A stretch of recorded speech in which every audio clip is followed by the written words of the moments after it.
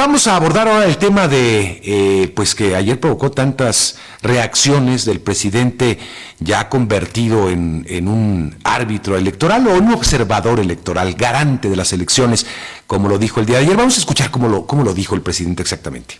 Me voy a convertir en guardián para que se respete la libertad de los ciudadanos a elegir libremente a sus autoridades. Ya sé que existe el INE, no me voy a involucrar en eso. No, bueno, qué bueno que no se va a involucrar en el INE, pero ya el hecho de convertirse en garante, pues muchos están señalando, no es lo que se está contemplando en la Constitución. ¿Y por qué este señalamiento? Porque en la función pública, un funcionario público solamente puede hacer aquello que se expresa en la ley. Exclusivamente es diferente a un ciudadano, que es al revés, digamos, el concepto. En la función pública es distinto. Pero mejor que nos explique todo esto y cuál es la postura del INE, el consejero Ciro Murayama, consejero del Instituto Nacional Electoral. Ciro, qué gusto saludarte en esta mañana, bienvenido. Al contrario, Mario, muchas gracias a ti. Un gusto estar en tu espacio. Bueno, ya escuchamos un poco la posición oficial también del Instituto Nacional Electoral. Existe un INE ciudadanizado. Somos los ciudadanos los que finalmente observamos el proceso electoral, los que contamos voto por voto.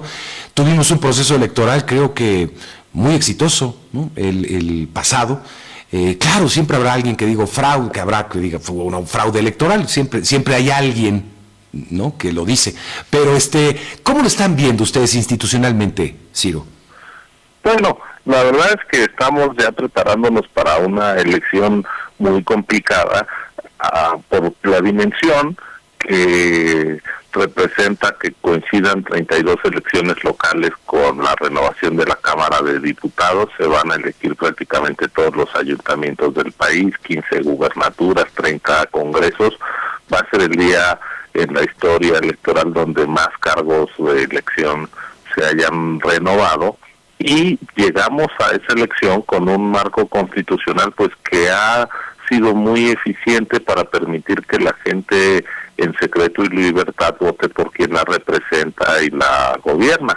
Y en este caso, pues los puntos de vista que ahora escuchábamos del presidente de la República, pues no son compatibles con el marco constitucional vigente. Es decir, hay que recordar que México logró tener elecciones limpias y todo este caudal de cambios políticos que nos han dado, entre otras cosas, 3 alternancias en la presidencia de la República, justamente porque se sustrajo la organización de las elecciones y la garantía del derecho al voto de la órbita del presidente en turno. Fue necesario ir primero incorporando consejeros ciudadanos al IFE allá en 1994, después dándole plena autonomía a la autoridad electoral para que ya el gobierno ni la Secretaría de Gobernación tuvieran ninguna injerencia en las elecciones. Y como bien decías en tu comentario al iniciar esta conversación, el principio de legalidad dice que para un ciudadano de a pie todo lo que la ley no le prohíbe está permitido, pero para un gobernante, para un servidor público, todo aquello que no es una atribución directa de la ley está prohibido. Es decir, en este caso el presidente no tiene ningún papel en materia electoral, por lo tanto no puede volverse ni participante ni guardián. Lo que tiene que hacer es abstenerse. De hecho, así lo mandata el artículo 134 constitucional, cuando obliga a todos los funcionarios públicos a no ser parte de la vida política electoral. Y la historia reciente, hace algunos años, nos muestra lo desafortunado y lo desatinado que puede ser cuando un presidente se mete. Recordemos al propio presidente Fox en 2006, cuando quiso a través del desafuero justamente impedir la participación de López Obrador en la elección de 2006. Bueno, pues esos son antecedentes de lo que no hay que hacer.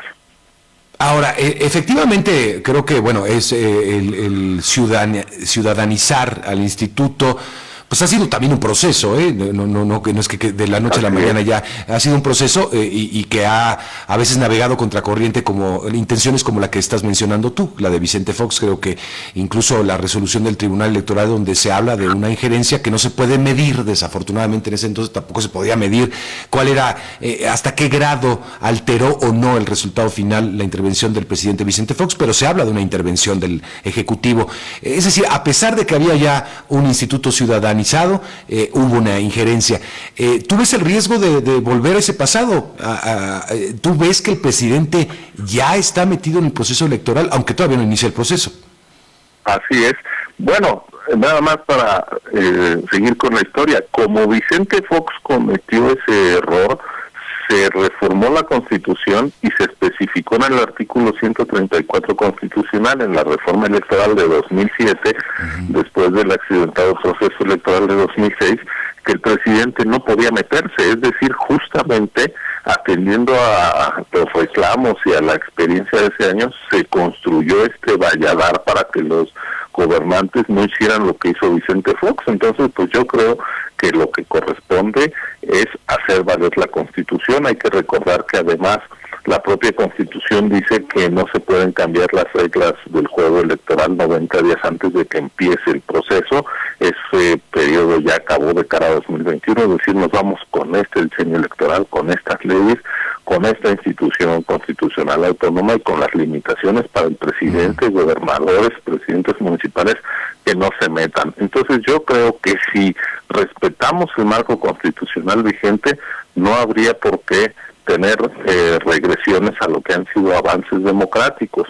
Lo que fueron las reglas de juego que se exigían siendo oposición para que el gobierno no interviniera arbitrariamente en los procesos electorales se tienen que respetar ahora que se es gobierno.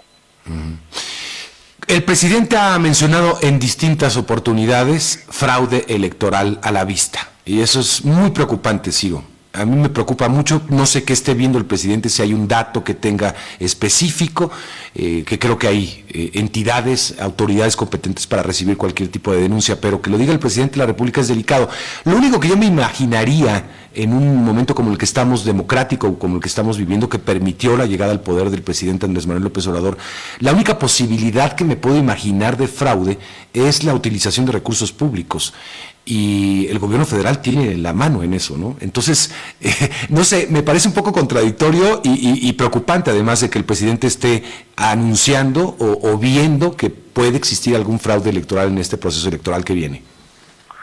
Pues sí, la verdad resulta llamativo, contradictorio, y en efecto, lo que uno esperaría que sí haga el presidente de la República y todo su gobierno, y en general todos los gobiernos, es abstenerse de usar programas sociales, programas de comunicación social para incidir en la vida política del país, en la vida política electoral.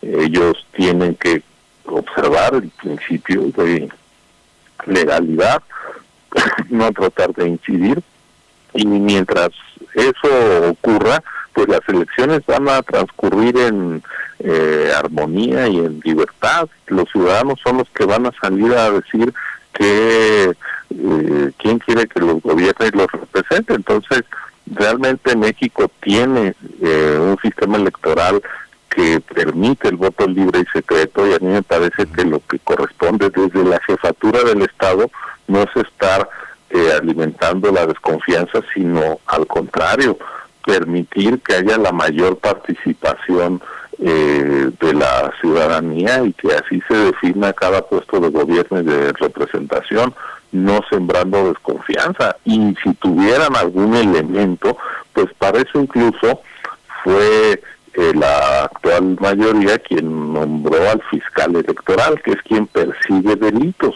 como